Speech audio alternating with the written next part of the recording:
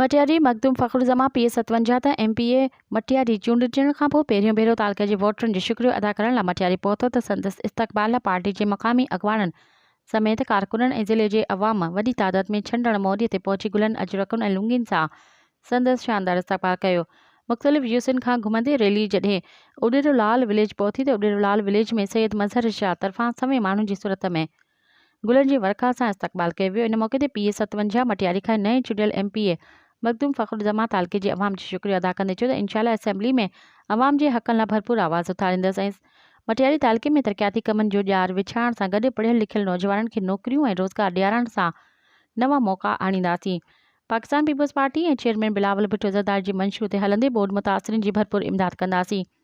ग़रीब मिस्किन माण्हुनि जी तालीम सिहत सां गॾु संदन हर जाइज़ मसइले जे हल लाइ असेंबली में पंहिंजो किरदारु अदा करे न सिर्फ़ मटियारी तालुके बल्कि पूरे ज़िले खे मिसाली बणाईंदासीं। हितां जी अवाम असां ते जेको एतमाद कयो आहे असां हर सूरत में उन ते पूरो लहंदासीं। पंहिंजे वोटरनि तोड़े अवाम खे मायूस न कंदासीं। इन मौक़े ते अॻूणो तालुका नाज़िम पीर सोधल शाह हाशमी, सैयद पीर इर्तिज़ा शाह हाशमी, मटियारी तालुके सदर सैयद फज़ल हबीब शाह समेत ॿिया अॻवान ऐं कारकुन मौजूदु हुआ। मज़ीद ख़बरनि ऐं तफ़सीलात लाइ विज़िट कयो असांजी वेबसाइट www.awamiNewsHD.com ऐं ॾिसंदा रहो अवामी न्यूज़ HD।